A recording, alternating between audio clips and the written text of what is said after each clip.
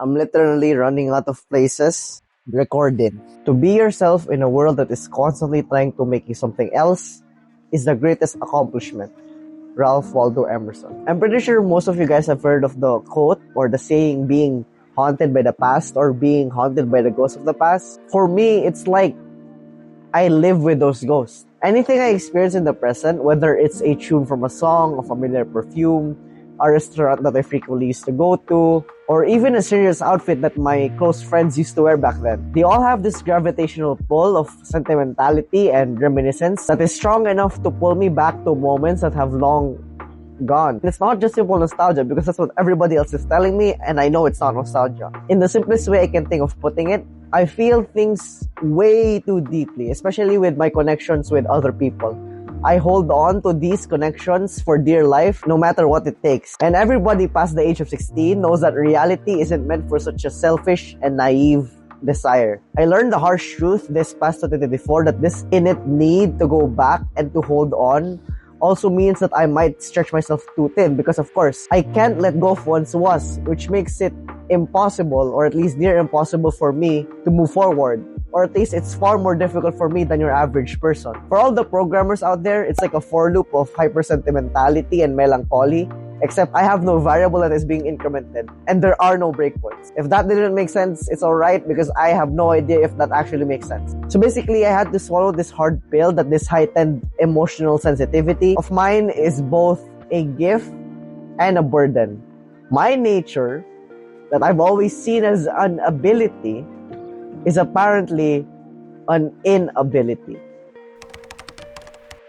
The past weighs heavily in my everyday life. The past is where I spend most of my days, at least in terms of my thoughts. It's apparently my nature, and it's an anything which isn't meant to get rid of by brute force or has a quick fix. I simply just can't live the present and look forward to the future, which most people have no problem doing. To me, the past isn't just a memory or something I look back on. Again, I live with it. It's like a constant presence. One of the many recurring themes in my life is my inability to free myself from the past. Whether it be places, people, scents, sights, sounds, and of course, memories. Basically, I'm willing to carry the weight of the past because of my intemperate desire to value connections, even if those connections have passed for reasons completely out of my control. Like I mentioned, this makes moving forward in life far more difficult than it has to be. We don't get do-overs. I know that probably more than most people, and yet ironically, me, who constantly talks about moving forward and making progress, is so heavily burdened and chained by what was and who were. Why is it that I value things that are long gone that much? I know it's over and we're never getting them back. So at first, of course, I went through some sort of denial stage. I thought I was just unique or weird and simply needed to embrace the weirdness of my nature. Optimistically, I hope this was just a phase like Chuunibyou. Chuunibyou, I know you anime watchers are quite familiar with this already, stands for, or is the Japanese cultural equivalent of 8th grader syndrome. It's when someone, usually a teenager, which experiences grandiose fantasies or displays quirky behaviors in order to sound out. So for me, there came a point during the peak of my Chuunibyou that I just thought that I had some sort of special ability to be able to transport myself back into the past, at least mentally, made me feel like I had some sort of superpower. It's like frustratingly good memory and acts as if it's a portal to moments that really matter to me. For many, Chuunibyou is something they look back on, cringe at, and perhaps even resent. In my case, however, I can't shake off the feeling that I was born to be like this and will remain this way till the day I die. I know that sounds very pessimistic, but it's actually the other way around. Chuunibyou is more than a phase for me. It's a metaphor for how my identity and my nature feels extremely exaggerated and how out of sync I am with the way the world works. Even so, it did make me feel special at one point and that I was somewhat different from everybody else. You know, your typical Chuuni symptoms. Then, of course, life happened. In my case, the pandemic ended and I had to grow up and face reality for what it actually is. I've come to the realization that this ability and the part of me that clings to the past, to people, to connections, is pretty impractical and causes headaches when it comes to a lot of things, such as growing up and inevitably parting ways with those around me. Over time, most especially in 2024, this belief in my special ability has instead turned into an underlying belief that I may bear some sort of curse. I remember people so deeply because I feel things deeply. Yet I'm haunted by the idea that I'm pretty forgettable. That's why 2023 was so great for me. Last November 2023 was so different from all the other months in my life. I didn't need to delude myself with some Chuunibyou belief to get my shit together. It was grounded, realistic, and genuine. It was real. It's not a delusion. For once in my delusion and fantasy-filled life, I was pushing for something that actually existed. And that meant so much to me. By mid-2024, the experience with grounded my personality in reality, revealed itself to be nothing more than a fleeting dream I was lucky to live out in a few months. It's quite ironic. The very thing that made me feel grounded in reality for once in my life was actually a dream I had to wake up from. Just to clarify, it's not like the relationship felt like a dream or I'm treating like it didn't happen. It's more like who I was during the relationship. That felt like a dream because I was like a normal person and I'm so used to not being that. So obviously, a crisis was inevitable. This made me realize, especially due to the aftermaths of my unfortunate, unfavorably, and untimely breakup, that this tendency to relive the past feels less like sentimentality and extreme sense of nostalgia and more of like a borderline disorder. Small, seemingly meaningless triggers like a familiar street I happen to pass by or a new person I just met who happens to have the same name as my close friends can spiral into hours of sadness, introspection, and in more modern terms, relapse. Even a fucking beanie I happen to pass by in Uniqlo that my close bro used to wear, it's ugly by the way, that's enough to make me cry my eyeballs out. See how inconvenient that is? I've tried to reject this part of myself because this underlying issue that has existed within me in the past half decade has been drastically magnified by losing somebody who mattered so much to me.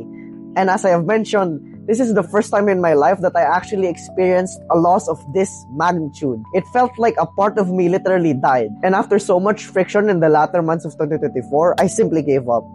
The life I'm about to live isn't going to be necessarily a light and happy one. Que sera, whatever will be, will be. That's what the world tells me. Even my brain tells me that, but my heart still clings to what was. And my heart is twice as stubborn as my brain. We never meet the same people twice. Change is the only constant thing. Blah, blah, blah, blah, blah. I hear these words over and over and over again, and yet it seems like my soul won't just accept that. I know nothing lasts forever. I know the world is constantly changing. But knowing that doesn't make it easier. That self-awareness only amplifies the conflict between my identity and reality. I want to embrace change.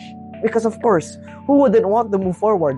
But part of me wonders if doing so means letting go of the very thing that makes a Homer a Homer. It's a Homer trademark and you just can't peel off trademarks that easily. No matter how much I internalize these ideas of moving forward and letting go, they just don't seem to align with the way I'm wired. It just doesn't work. My close relationships, for example, they aren't just about the memories we shared. I value every interaction so much that it feels impossible for me to let go once they end, especially when it's abrupt.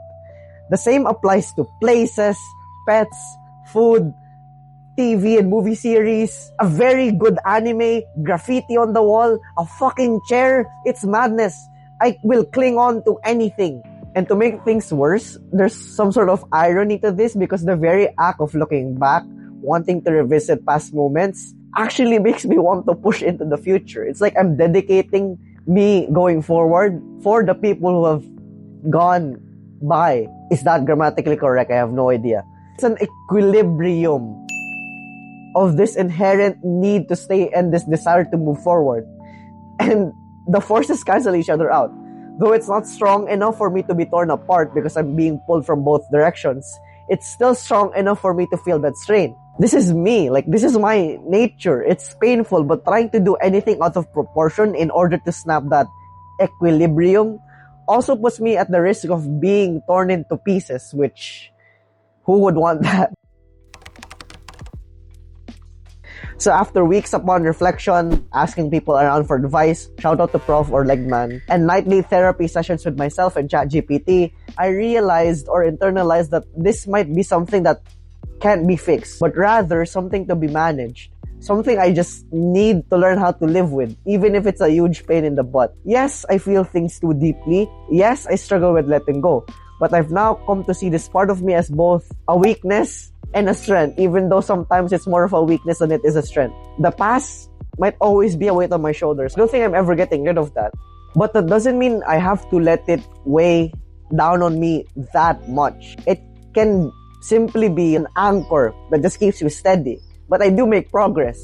Yes, it's going to be slower, but at least I have strong foundation. So as of now, I'm now at this point where I'm slowly trying to restore the initial belief that this is a special ability. Of course, without going back to my full Chuunibyou mode, I don't want to go back to that. I just have to believe enough that this natural inclination of mine to send myself back to the past can also be somehow used as a force to push me forward into the future. It's natural to see hints of past chapters in the current ones. They're not gone, just integrated into the new story. It's part of the journey, and it's okay to acknowledge that without letting it define or limit us. I just had to reframe this tragic narrative, which I believe applies to many things about us that are at friction with the way reality works. And so I end this video with an ironically funny tweet I don't even recall making. I just had to put this in here. I'm so sorry. I'm feeling a lot like the Philippines lately. I am both hope and despair towards myself. My greatest ally is myself, and my worst enemy is also myself. Just might tear myself apart if I feel like it anytime now. But hey, just like my country, we get by somehow every time. Thank you for watching. Actually, no, I'm not gonna end it like that. That was plain terrible. That's why I don't remember it. Let's end it with something that's actually more helpful, in line with the whole me giving advice that I can't follow myself tradition. In a more general sense, because this video revolves around me and my nature and how it's a pain in the ass, I believe this applies to any nature of anybody. This can apply to not just nature, but also things such as values and principles that don't really align with the way society works and how reality. The things about us, our very nature and inclinations, at times may feel like obstacles, and in my case, weights. But we have to realize that these quirks, as inconvenient and pain in the ass they may be, are also our own unique set of tools that only we can truly master. They're quirks, they're quirky. They're ours, they're yours only. So sometimes usual advice out there in the internet won't really apply to you the same way. If your nature feels like a constant obstacle, think of it less as an adversary and more as an unpolished tool. It's not about finding peace with it entirely, because again, for me, it's a huge pain, but rather it's about learning to navigate with the hand you've been given. Even if that hand you've been dealt with puts you at a disadvantage at times. But nevertheless, it's you. And that's both good news and bad news, because we're gonna spend the rest of our lives with ourselves. Did I end that well? I actually have no idea. Was that a good outro? So yes, that's it for me again, guys. Thank you for tuning in into this lesson. It's kind of a haphazard one, but yeah, still thank you. Peace.